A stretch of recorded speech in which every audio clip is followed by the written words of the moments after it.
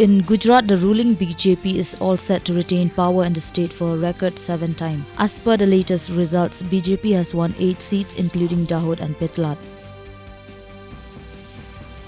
In Himachal Pradesh, BJP has won 3 seats and it's leading in 23. Congress has got 1 seat whereas it is leading in 38. The government has said that it has a policy of zero tolerance against terrorism and the security situation has improved significantly in Jammu and Kashmir.